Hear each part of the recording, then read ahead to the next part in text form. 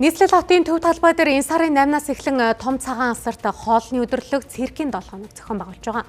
Тэгвэл маргааш үнгүү цирк дуусаж араас нь шатрын тэмцээн, теннисний тэмцээнийг зохион байгуулахаар төлөвлөжээ. Энэ мэтээр төв талбай дээр өдөр алгасгүй, үн төлбөргүй арга хэмжээг зохион байгуулж байгаа нь иргэдийн анхаарлыг өөр тийш татаж, нэгдэн нийлж үзэл бодлоо илэрхийлэх эрхийг нь хумж байна уу гэх хардлагыг дагуулж байна. Өнгөрсөн оны тухайд жилийн 365 хоногийн 84-т нь нийслэлийн соёл урлагийн газраас олон нийтийн арга хэмжээг зохион байгуулсан байна. За үүний 74 нь нийслэлийн төв талбайд зохион байгуулагджээ. За энэ жилийн хувьд төв талбай дээр цэргийн хоорон мэд том цагаан асар баригдсанаар түүнээс чих арга хэмжээ болох нь тодорхой болж байна. Яг төв талбай ажлууд өнгөрсөн жил бид нэр 74 өдөр төв талбай дээр ажиллаж зохион байгуулсан байсан. Тэгэхээр энэ маань одоо яг манай байгууллага өөрөө хариуцаж зохион байгуулж байгаа ажлууд байна. Жишээ нь одоо олон улсын хүүхдийн эрхийг хамгаалах өдрийг манайх зохион байгуулдаг гэдэг юм уу? Тэ 12 сарын 31-ний үйл ажиллагааг зохион байгуулдаг гэдэг юм уу? Үндэсний номын баярыг зохион байгуулдаг гэдэг юм уу? Бусад байгууллагуудын зохион байгуулж байгаа үйл ажиллагаан дээр нийслэлийн энэ том тайзаа ашиглуулаад, том одоо хөгжим, энэ гэрэл юмнуудаа ашиглуулаад зохион байгуулалтын дээр нь дэмжлэг үзүүлээд бид нар 70 гаруй хоног талбай дээр ажилласан байна.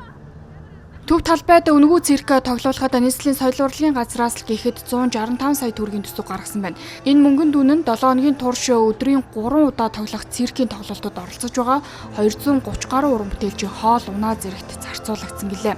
Олон нийтийг хамарсан үн төлбөргүй гэх арга хэмжээ их давтамжтай зохион байгуулалтын хэрээр татвар төлөгчдийн мөнгө урсаж байгаа гэдгийг эдийн засагч онцлон сануулж байна. Хүмүүсийн амьдрал чинь сайжрахгүй байгаа. Тэгэхээр хүмүүс энийг чи эсэргүүцэн тэмцэх нь ойлгомжтой байхгүй. Тэнгүүт төв талбайгаа ерөөсө завгүй байлгахад л ерөөсө арга хэмжээ гэдэг нь шүү дээ. Ямар нэгэн өдөрлөг, хоолны өдөрлөг, фестивал, циркийн тоглолт. Энэ циркийн тоглолт нь үн төлбөргүй гэж байгаа. Үн төлбөргүй ингэж дэлхий дээр ер нь байдаг юм уу? Энэ чи татвар төлөгчдийн мөнгө л явж байгаа шүү дээ. Нямбатар одоо тэгээд Улаанбаатар хотын 1.7 сая хүний төлсөн татварыг ингээ ерөөсө циркийн тоглолт гэдэг үрээд байгаа байхгүй. Тэгээ эн чинь төв талбай дээр сумын наадам шиг ингэ замбраагүй байдаг гэж ер нь улс гэрн ер нь хаана байсан юм бэ? За яагаад бид нийслэлийн төв талбайгаа аймаг сумын наадмын талбайтай ашиглах дээрээ тулж байгаа гэх асуулт урган гарна.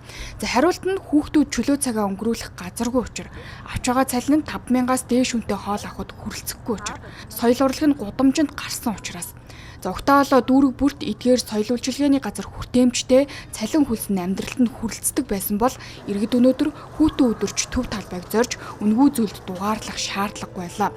За үнгүү арга хэмжээгээр иргэдэд бөмбөгдөж байгаа нь ард түмнээ өрөвдөж нинжин сэтгэл дэвснийхүү нийгмийн асуудал толгойд авсан энэ үед иргэдийн анхаарлыг сарниулж чагсаж цуглах үзэл бодлоо илэрхийлэх эрхийг хумж байна уу гэдэгт олон нийт хэрсүү хандах хэмжээнд хүрсэн гэдгийг сануулъя.